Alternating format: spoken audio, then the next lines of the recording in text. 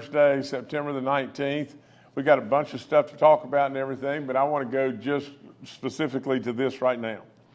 You know, we had our whitetail frenzy deal and everything that went on at Twin Falls State Park. We did a drawing, you know, basically people that were going to be awarded archery permits and taken on smaller level hunts there at Twin Falls. This is a deer management tool that we have, but we had one prize that was a grand prize winner, and I believe that John now has had to go back. You know, he's a coal miner. The guy that won is a coal miner. It is amazing to me. It just tickles me to slam flat to death. But you know, now get this: the winner of our grand prize is John Tipton. And I think we've got different, you know, we've got Brett on with us and Kenny Davis from Whitetail Frenzy and all that. And they'll talk with us and everything and talk about John. John was, you know, on just for a second and everything. He's going back underground, you know. Now let's be really real. You know, here's a hero that absolutely works underground as a coal miner in this great state.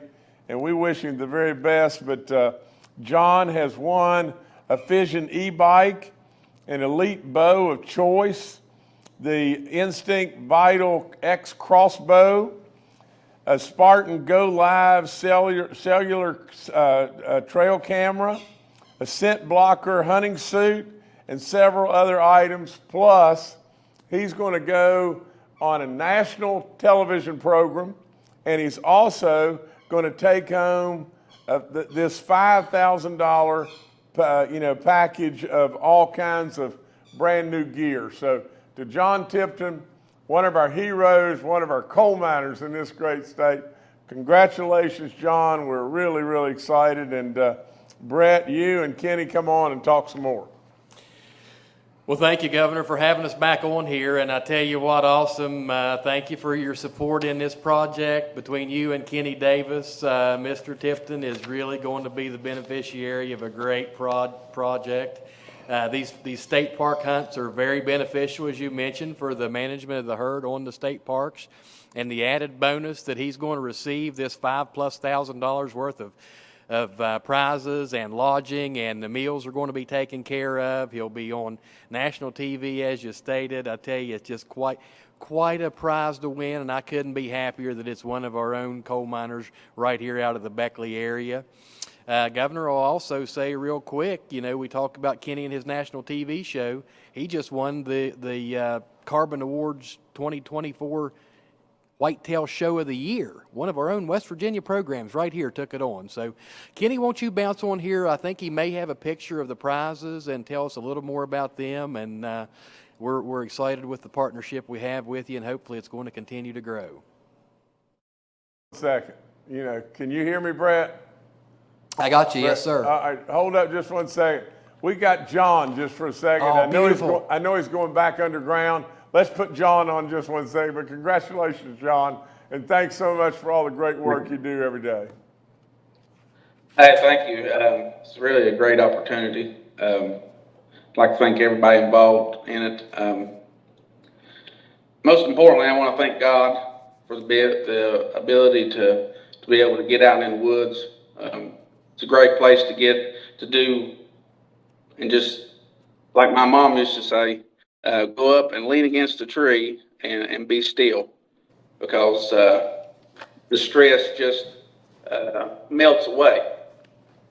But I like to thank everybody involved, because it really gives back to the community, not just because I want it, but it really gives back to the community. And also, very important, I would not be able to even receive this if it wasn't for my stepdad, Matt Murray. He entered us into it, and I couldn't have done it without him. But I'd like to thank everybody, and I'd like to thank Alfred for the opportunity to be able to come and do the video here. It's really nice of him. I can be at work and still be able to do this. But again, thanks for the opportunity. It's great. No, John, all that you said, I take it to heart, and it's really nice saying thanks to Alpha because they're stepping up. I know, letting you take a break just a second and be able to do this video and everything with us, but John, I just can't be happier for you. I mean, a coal miner winning this is really, really good stuff, and so way to go and enjoy and keep doing good work and always be super safe and always get home to your families. And I love what your mom said to you about leaning up against a tree and watching all the stress just melt away.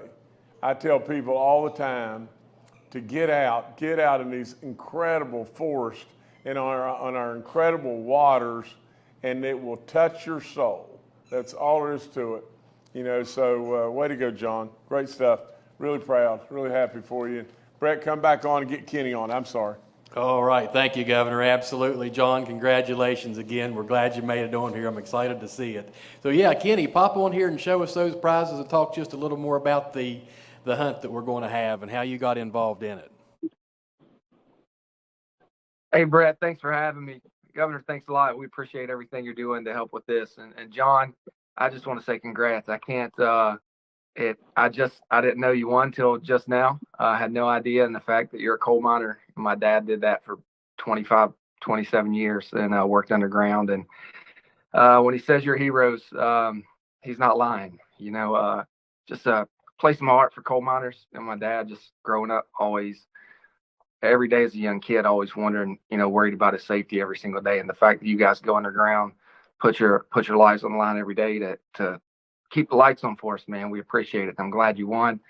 And this is part of your prize package back here. As they said, it's over a $5,000 prize package. A lot of cool stuff. Fission e-bike, scent assassin, did some scent elimination, a whole kit back there, trophy tree stand, scent blocker suit. I think Governor mentioned most of the stuff, but huge prize package. I'm so glad you won. So glad, you give glory to God. And that's a lot. I hunted there last year. I was drawn and just fell in love with the place and just thought it'd be really cool to kind of give back to somebody in our state and give somebody not only an opportunity to hunt there, but this huge prize pack, which all these partners stepped up. I'm so thankful that they did because without them, we couldn't have put this together. And then we have to go film you, put it on national TV as long as you're okay with that. I'm good with it. I love it. Well, thanks, man. Congratulations. Awesome. Well, thank you, Kenny. I tell you what, you've got a great partnership with us, and we're proud that you won that award to showcase West Virginia even more. I tell you, your episode will be, I can't wait to see it when John gets the star on it. So, Governor, I'll turn it back over to you, but I would like to give a shout out for National Hunting and Fishing Days coming up this weekend. We're back at Stonewall Resort State Park, and we've got a lot of great partners this year: the NRA, the Bow Hunters Association, the Wild Turkey Federation, the Hunter Education Association, many more. We've got a record number of vendors. The Outdoor Youth Challenge, Governor, as you instructed, is bigger and better this year. I can't wait to see those kids win those prizes. We've got lifetime licenses. It's really going to be a great day. So everyone come on out to Stonewall this Saturday from 9 to 5. Admission's $10. It's going to be a great day, and I hope to see everyone there. I can't wait. Governor, again, thank you. No, Brett, thanks. And Kenny, congratulations. Absolutely bringing home something to West Virginia. A great big time award and everything, and really, really proud of you. Thank you so much. And Brett, thank you, Gracious Sakes 11, because, all we're doing when it really boils right down to it is promoting ourselves. And with all that being said, when you're promoting yourself and you have the opportunity to give back and do something for kids and everything, it's great stuff. It's just great stuff. Get out and enjoy absolutely the outdoors in this phenomenal state. It's unbelievable. That's all there is to it.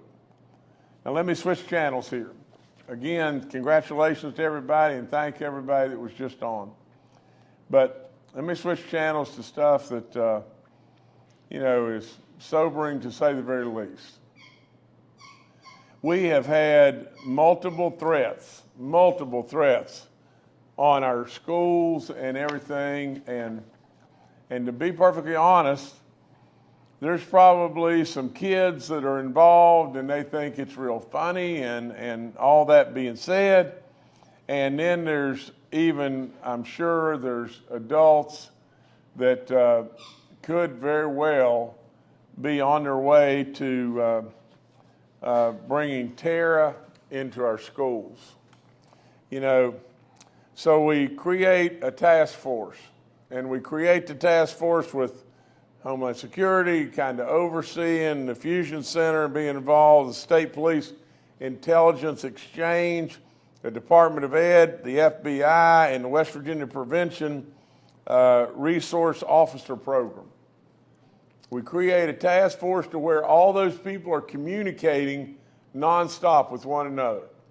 Now, I'm going to promise you this, and it's going to be a bad, bad, bad day. You know, whether it's a kid just doing something that he thinks is funny or she thinks is funny and everything, you're going to awaken to a situation that is really tough. People will go to jail for a long time. This is not funny stuff. That's all there is to it. These agencies communicating with one another can do phenomenal stuff. Phenomenal stuff. And really and truly, when it really boils right down to it, we absolutely have to keep our schools safe and our communities safe. And absolutely, it's not fair for them to be afraid. And I will promise you to God above, that it will be a bad day for a lot of people, you know, if you think that these acts are funny, or you absolutely are trying to do something to harm our children, it'll be a bad, bad, bad day. You know, because these great people, they'll find out, and they'll find out who you are, and they'll find out really quickly. So with all that being said, we're trying to do everything we possibly can to ensure the safety of our schools. And with all that being said, all these folks are now working together in even a better way. They've always worked together, but now they're working together in even a better way. So let's move forward with trying to do anything and everything we can to help our children and look after our communities.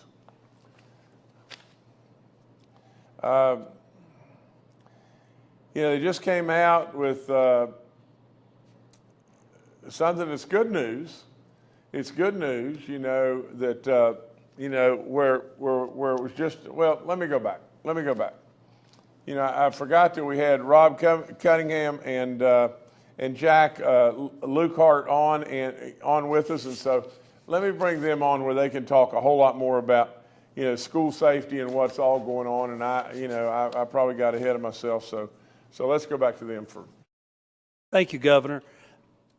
2 years ago, Governor Justice instructed Homeland Security to initiate a school safety program for the entire state. And the last 2 years, that is exactly what we've done. And with this influx of these threats that we've been receiving throughout the state, the governor instructed us to create a task force. He told us, your job is to get this to stop and to hold those people accountable that are causing these problems. And to date, as of 11 a.m. this morning, we have received a total of 203 reported tips that included, it has affected 37 different counties and 79 different schools throughout the state of West Virginia. And as the governor explained, there are people being held accountable. There's a total of 23 people in the state of West Virginia that has been arrested, and that is a combination of juveniles and adults. So we are working with several partners, any law enforcement agencies, the school resource officers, the Department of Education. Everyone is working in unison to solve these threats, to check them out, to make sure that they, when we get those threats are treated exactly with the same steps, same investigative steps as what we we do when we have any major event. We have a natural disaster, or we have a mass casualty event. We are using each of those investigative steps to get to the end and to hold those people accountable.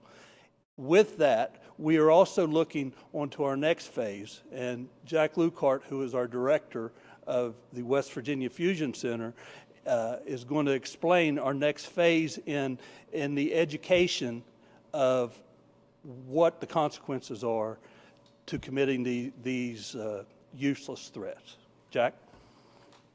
Thank you, sir. And Governor, you mentioned the agencies that immediately came on board with a phone call, and we had a meeting. And as a result of that, you can imagine the tremendous amount of manpower and resources that are expended when you have over 200 threats in a matter of about 13, 14 days. And the goal was to keep agencies from overlapping investigations. We wanted to collect these threats, compile them, validate them, and ensure that agencies weren't overlapping one another, and as a result, provide resources to those that were valid threats. And that has worked tremendously well. We have, as you mentioned, the partners in this thing, and the West Virginia State Police and the Department of Ed, the West Virginia State Police WIVIX group, our PRO officer program, and many other agencies. But to go on from that stage, as you mentioned, Governor, holding people accountable. And we believe that many of our students may not be aware of the seriousness of making these types of threats, whether it's a joke or whether it's a real threat. They may not be aware of the seriousness of that, all the way down to just sharing a threat.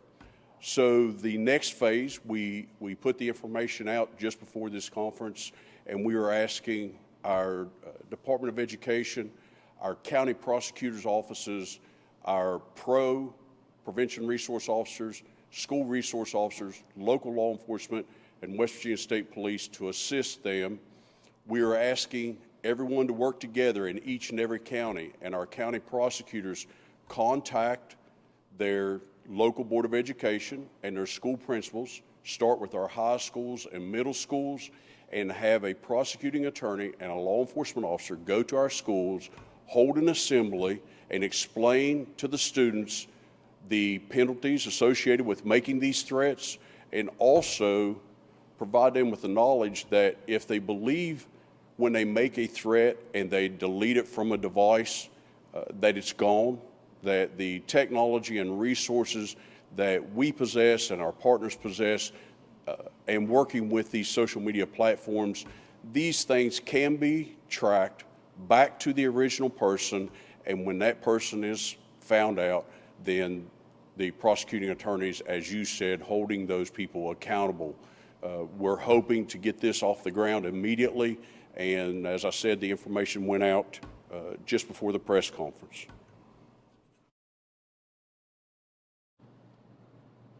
Well, Jack, thank you. And Rob, you know, I think you've done a fabulous job, and both of you are doing such great work. It's unbelievable. And I, you know me, I don't blow smoke at anybody. I mean, I don't have time to do it. You know, I wouldn't say it if I didn't believe it. And so, you know, please keep up the great work, and anything and everything that I can do, you know, I stand ready to do it at the drop of a hat. You know that. And the only thing I would say is everybody, you know, whether it be parents or teachers or, you know, or students or friends or anybody and everybody that's out there, if you see something and you really feel a little uneasy and really think it could very well be something that you need to call somebody, don't just think it. I mean, absolutely do it. Call us and absolutely tell us what's going on, because can you imagine how you would feel if you said, nah, I don't really want to call and everything. You went on about your life and then we had a tragedy. How would you feel?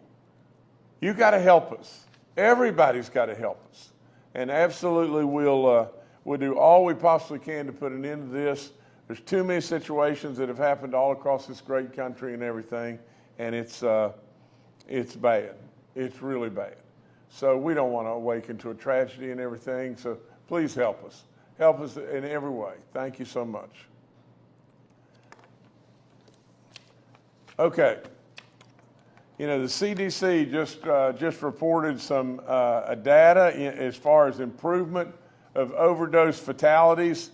You know, the overdose fatalities well, let me read this. Today I am announcing that West Virginia has seen a 28% decrease in overdose fatalities through the first quarter of 2024 when compared to the same time last year. That's great. That's great, and we should celebrate that. Without any question, we should celebrate it. But if we don't stop what's going on at our southern border, you know, we're going to continue to have bad stuff happen. Now, just think about it. You know, sure, we've had a decrease. That's really good. We ought to celebrate that. But at the same time, we're still losing people, aren't we? And if it happened to be a family member and someone that was dearly loved and everything, it wouldn't matter a whole lot that we were having a decrease. Absolutely, we want no one to be lost by an overdose, especially lost by an overdose from what's going on at our southern border with the fentanyl and everything else and all the issues that are, you know, that deal with that. So with all that being said, you know, I don't want to preach about our southern border. I want to celebrate the fact that we have had a decrease. That's good. But it won't be good enough until there's zero. And that's how we ought to look at it. So let's celebrate this a little bit, but at the same time, we still got plenty of issue to try to keep doing better and better about. Okay, this is an easy one. It's hard to believe, but fall is here. And the reason that it's here and here early this year is dry weather. And the dry weather has hurt lots and lots and lots and lots of people. We got to be super, super careful about fires right now. This state is absolutely so dry. And with fall being here and all the leaves go down and a lot of people hunting and everything and the danger of people smoking and doing whatever it may be, this could get out real fast and cause a heck of a problem. So enjoy this incredible fall foliage and everything. West Virginia shows off, and God really, really, really is showing off all the time, but especially in the fall in West Virginia. So enjoy, get out and enjoy, and you better get out and get out quick because fall's coming really fast and really early this year. And so do that, enjoy, but again, be really careful about this fire situation. Okay, our archery and crossbow seasons for white-tailed deer, black bear, and wild boar, which I don't know really whether there's wild boar in West Virginia, but I guess there is. Open on September the 28th. It's my sister's birthday, but with all that being said, we hope everybody will get out and enjoy themselves and enjoy their family. Be super, super careful and everything. Be really careful about the fire situation, but be really careful in, how you handle your crossbow or your bow, from the standpoint of standard archery, bow and everything. Just be really careful in what you do and get home safe and sound and enjoy this incredible time of year in West Virginia. We have elk management tours that are going to be going on here at Logan State Park. It's amazing. If you've not seen these animals, you really are missing something. They are truly, truly amazing. That's all there is to it. So they're, so please, let me see how the tickets are available at the West Virginia State Park's website, and I encourage you to go on and get one of those tickets and go on one of these tours. Now we have, and I'm not sure exactly that this number is correct, but 140 to 150 elk and with 60 native elk calves born since the project started, and so we're really happy about all that. So get out and see these unbelievable animals, and you know, it's amazing to see them in West Virginia. Okay, we have a DEP Employee Award winner, but Mike Huff was presented the 2024 West Virginia Brownfield Award in Community Enhancement, or Engagement rather. You know, so Mike, we congratulate you. You know, Mike is a wonderful storyteller of the DEP on the DEP's YouTube channel called Environmental Matters and everything. Oh, excuse me. But he's done an incredible job, you know, telling stories about how we can do better and make things better in our community. So Mike, congratulations in every way. Another great DEP winner, you know, in this great state. So way to go, Mike. Great job. Okay, the DEP voting for a bridge. This is, I guess, the second, but the Wellsburg Bridge, we're going to vote. I mean, there's a vote. You can, excuse me. You can vote for the Wellsburg Bridge to win the American Transportations Award, you know, by visiting here's how you go vote, americastransportationawards.org. So go on americastransportationawards.org and absolutely vote, and you can vote every 24 hours. So vote as many times as you can, and absolutely vote, because we want this bridge to win and win this prestigious award. So it's good stuff happening in Wellsburg. So go vote. You know, just the other day, and I you know, I don't know that I've talked about it in the briefing. I don't think I have and everything, but just the other day, we went to Twin Falls. There was about 40 folks there from the forestry department and the parks department, you know, and basically what it was all about was, it was all about, you know, us finally getting about $4 million of equipment to where they can combat fires and they can do great stuff all across the state. Now just think about this, because this blows me away. Okay? I looked at those people and really I couldn't think of but one thing. Years ago, I was at Barbersville at one of the veterans facilities. And I was asked by one guy there, you know, basically if we could find a way to exempt or get rid of the taxation on retirement benefits, I think, for veterans. And we did that. I told him, I said, let me tell you something. I don't know that we'll pass it in the legislature, but I promise you I will go right now and I will submit it right now. And I did. And we got it through. I thought of that person so many times, and I thought exactly the thought that happens over and over and over with these people. And it's this, is they asked so little and they gave so much. Now, here's our forestry folks and our parks folks, and basically we were celebrating $4 million of equipment. I mean, give me a blooming break. $4 million is a drop in the bucket. That's all there is to it. And what they're going to do with that equipment, if you've never been on a fire line, especially in southern West Virginia, where the steepness of the mountains, you can't hardly stand there on the mountain. And if you've never been on a fire line at 3 o'clock in the morning with a rake, a steel rake about that wide, and trying as best you can to stop a forest fire, you need to go do that. Because I will promise you, it is unbelievably hard work, and And these people, what they're doing every day, they need to be commended like you can't imagine. Here we are celebrating the fact that we finally have gotten them enough stuff to be able to combat and at least help in some ways. We need to do more. That's all there is to it. I'm not going to be your governor forever, but remember that. You need to do more.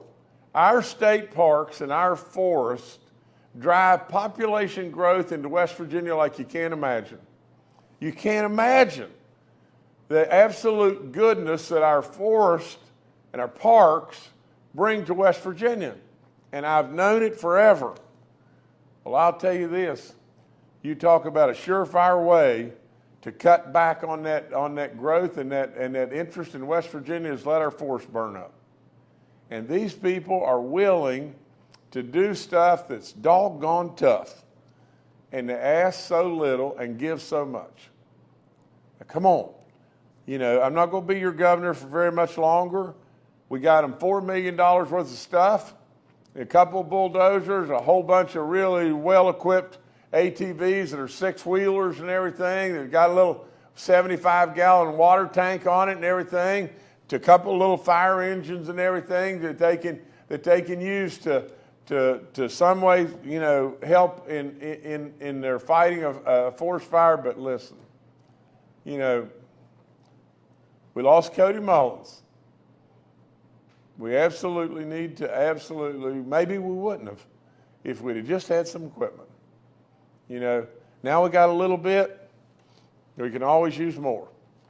I thank these people from the bottom of my heart. They do a heck of a job.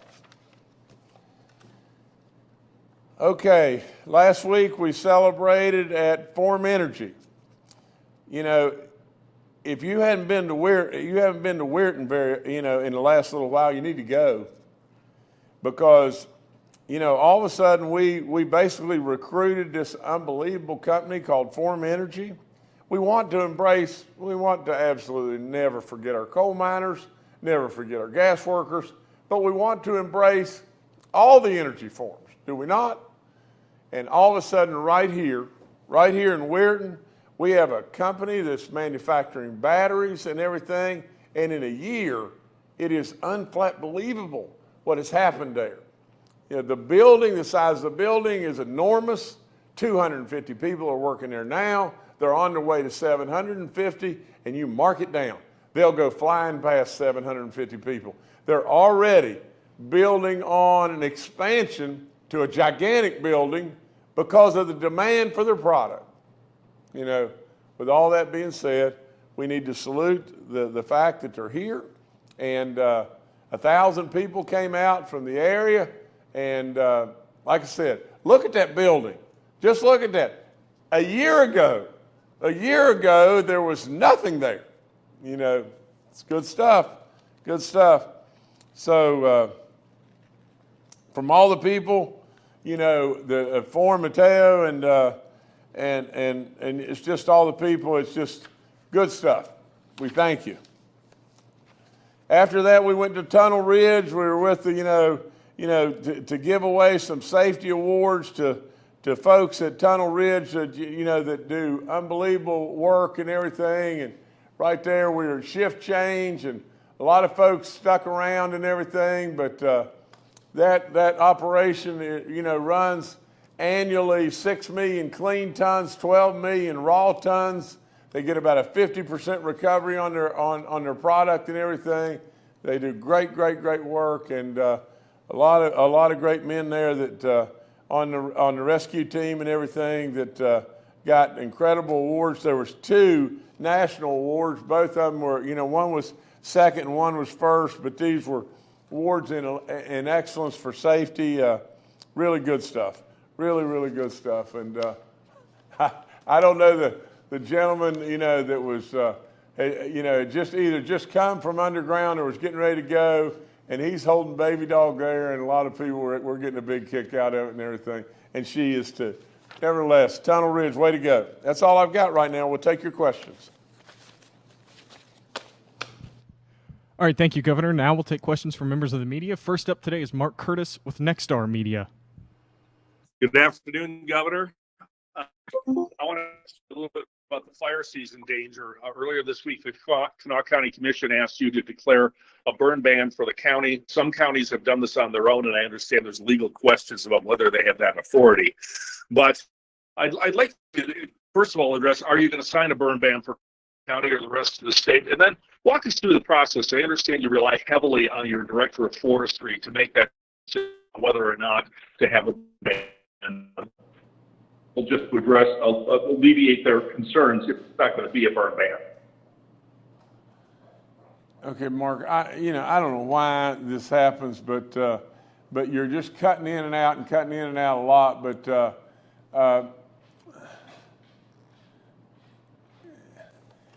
I think the proper answer to your question is, are we going to, or your question is, are we going to have a statewide burn ban or whatever put in place and everything?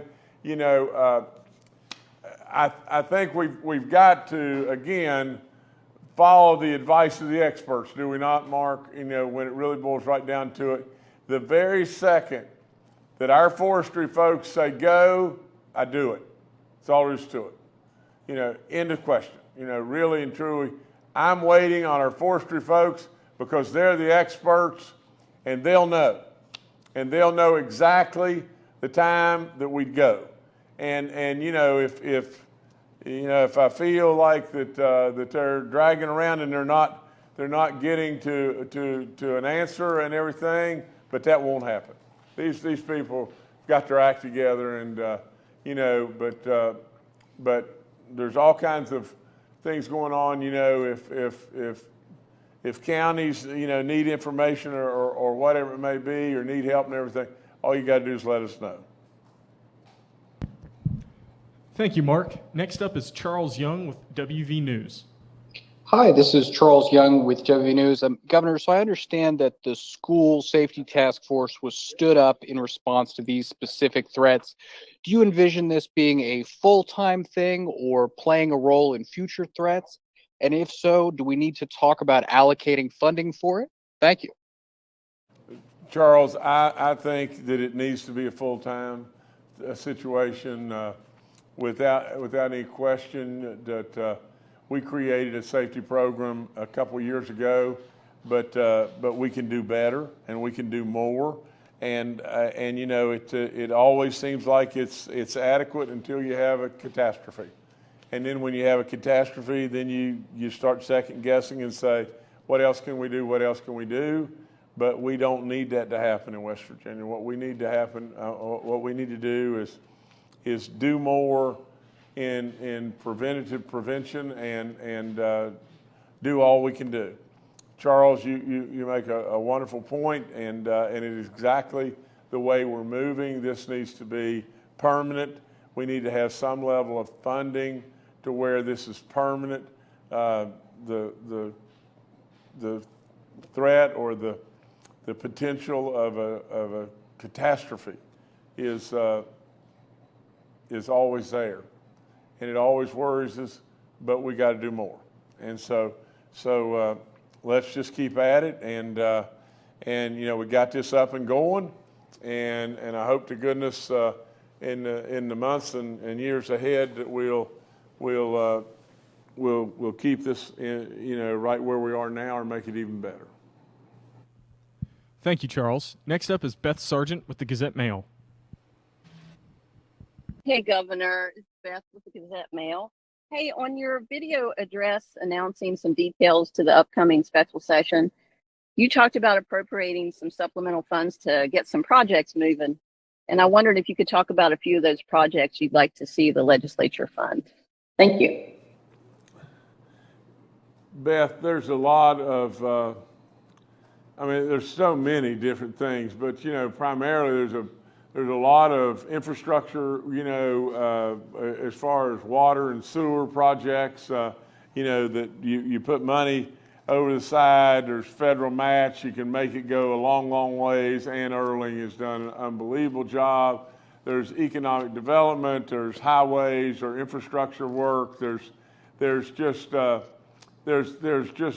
absolute lots and lots and lots of stuff.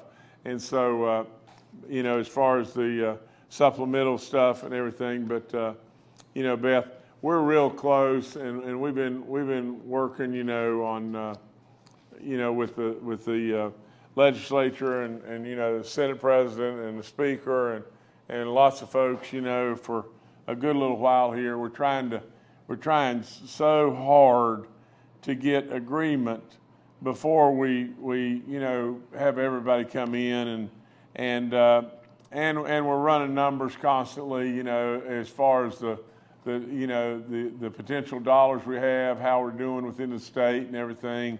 I know we're gonna have a better month in September than we've had, but we're just to tell it like it is, we've surely had a slowdown from the standpoint of severance. Our severance taxes, from the standpoint of coal, right now it's I hate to say this, but doggone, it's hard to sell a ton of coal today, and the price is surely backed up. So we're going to still stay right on top of minding the store, and we got lots and lots and lots of great things that are happening all around us from the standpoint of, Nucor will be here before long, and they're building every day. Berkshire will be here. There's so many different things. Form will be here. There's so many projects, and when those jobs really hit in, on top of what we've already got right now, it'll just be a lot of goodness. So we got to watch a lot of things, Beth, and we're trying to work this all out, to where we go into a special session and we move quickly and we get something done. At the end of the day, we don't want to roll in and have a bunch of people up on soapboxes and hollering and everything else back and forth, and then at the end of the day, we don't get anything done. I want us to get stuff done. Thank you, Beth. Next up is Brad McElhaney with West Virginia Metro News. Hi, Governor. Hope you're well. Hope your hunting dog, Little Lily, is also well. A question about debates. The candidates to succeed you in the governor's office, Patrick Morrissey and Steve Williams, have generally agreed to debate each other. During your time in politics, you've debated Bill Cole and Ben Salango in your races for governor.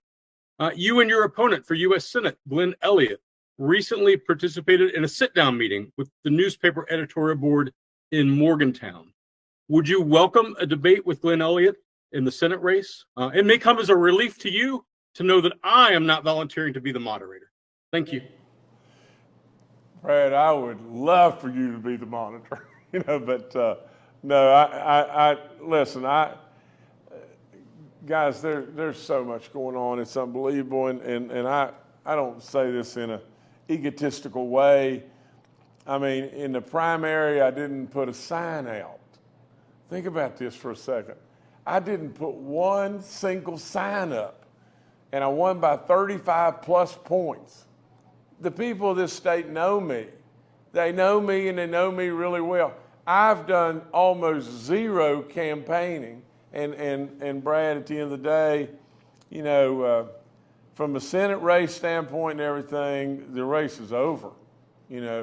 We're going to win the race, and we're going to win the race going away. Just having a debate, so, we, for the sake we say we have a debate and everything, yay. But there's so much stuff to do, and I want to do the stuff as the governor. I want to run through the finish line as the governor. That's all there is to it, and people know me. I mean, at the end of the day, Glenn needs to get the people to know him. If the people decide they'd rather have Glenn, well, that's okay.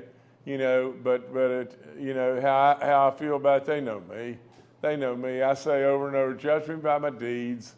We don't need one debate. We don't need 5,000 debates. We went on a little debate with with one of the newspapers in Morgantown, and it was good. It was great.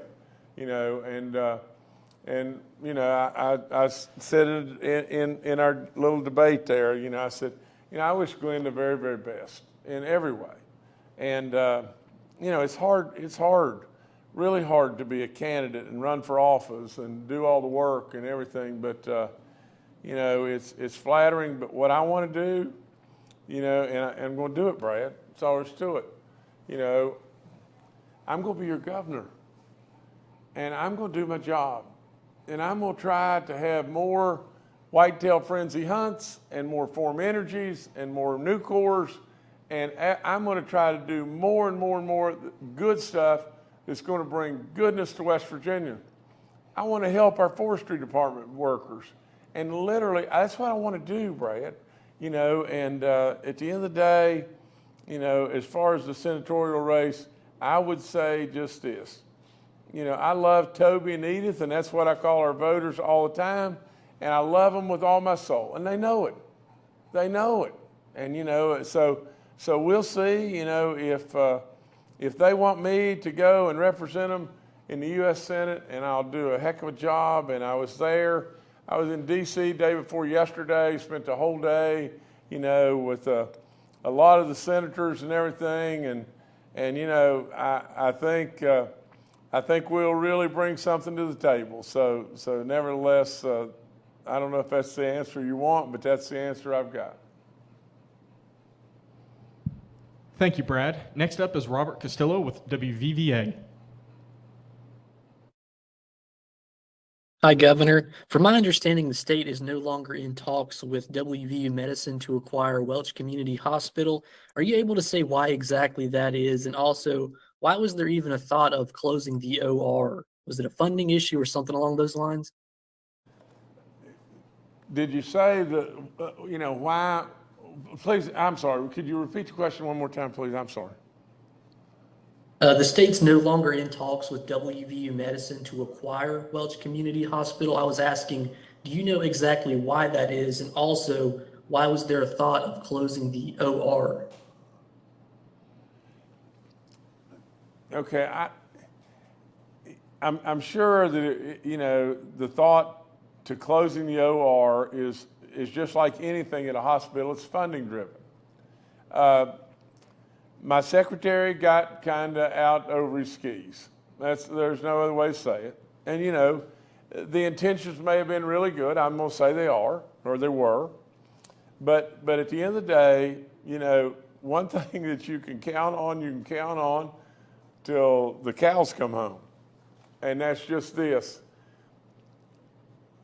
Jim Justice grew up in southern West Virginia. And Jim Justice loves West Virginia more than good sense. But he absolutely will never, ever forget southern West Virginia. And if you think for a second that we're going to diminish services in McDowell County that is so desperately in need because of a little bit of a funding issue or whatever it may be, and you think that's going to happen on Jim Justice's watch, look, I would say I've got great oceanfront property to sell you in Kansas, and we'll talk about it. But let me tell you, that's not going to happen. It's just plain not going to happen. You know, we need more investment in our rural hospitals all across the state, hands down. And that's one of the things that in regard to the supplementals that I've got in our supplementals, $100 million to go towards our rural hospitals. You know, but we need to do it. We need to do that, and we need to do it right now. Our rural hospitals are our lifeblood, and absolutely we can make good things happen, and but they need more money. That's all there is to it. You know, absolute health care today costs a lot of money to provide, so we need to step up and help them. We don't need to do what we almost did to Welch. I mean, that's crazy. We don't need to do that. Never think about that again, on my watch at least.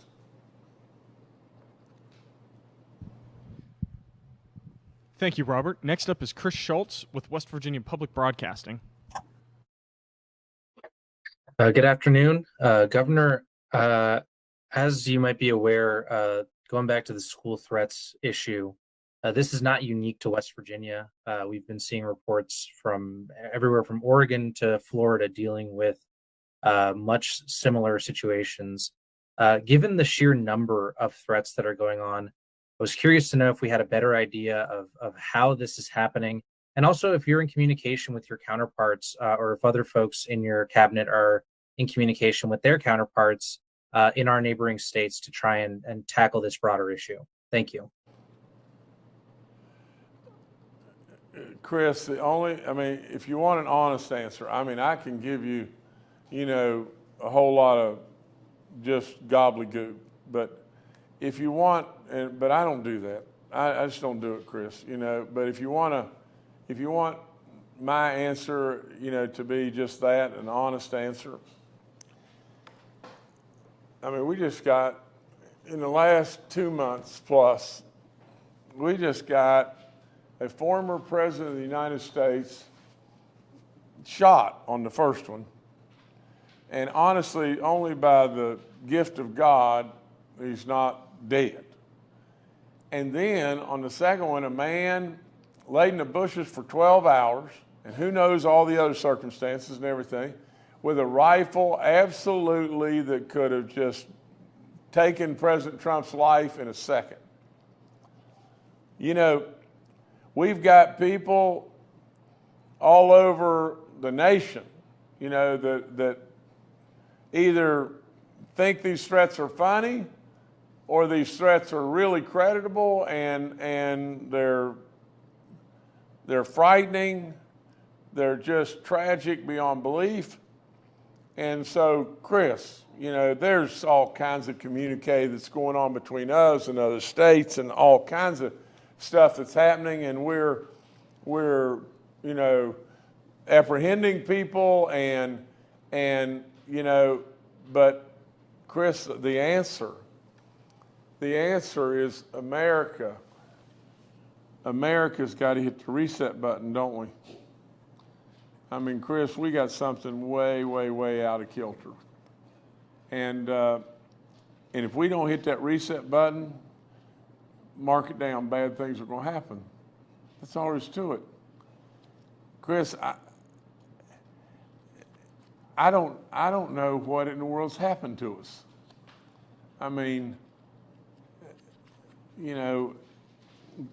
The last thing I'd say, and you may think this is a waste of time, but Chris, when I grew up, we had play clothes and we had school clothes, and absolutely we loved our school, we loved our teachers, we respected our police, and Chris, honest to goodness, just imagine, I rode a bicycle to school that was probably close to a mile away, and at lunch, I would ride home and eat my lunch and ride back. Chris, things have really changed, and they've not changed for the better. They've not. And absolutely, the further that we go, and especially with these crazy, crazy left-wing idea after idea after idea, it's only going to get worse. West Virginia values should be something that we should market all across this land in every way.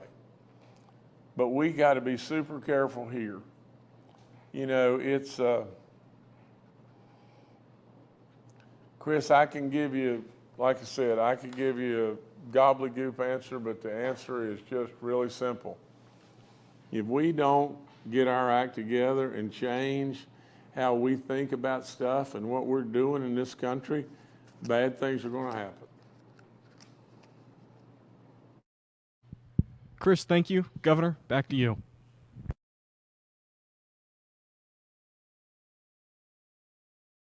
I can review a whole bunch of stuff, and we can celebrate different things, whether it be, form or all the good stuff that the DOT's doing or the forestry folks and everything else, but really and truly, what we should be concerned about in this state is just this. I told those senators in D.C., day before yesterday, and there was a whole bunch of lobbyists and a lot of people around and everything, and I said, here's exactly what I said.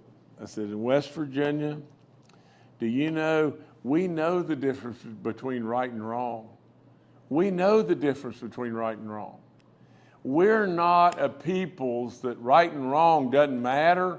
All that matters is what we can get by with. We're not that people. No, we're not. And absolutely, this nation, if we don't watch out, we're going to have more tragedies happen to our kids, or maybe, our president. I mean, great heavens to Betsy. We have got to clean our act up, and we've got to hit a reset button and get on with doing the right things. So, nevertheless, please be safe, and please be watching, and please know to call us if you see anything whatsoever that's you're kind of thinking or worried about it or whatever. Don't worry after the fact. Call us. God bless each and every one of you. Thank you.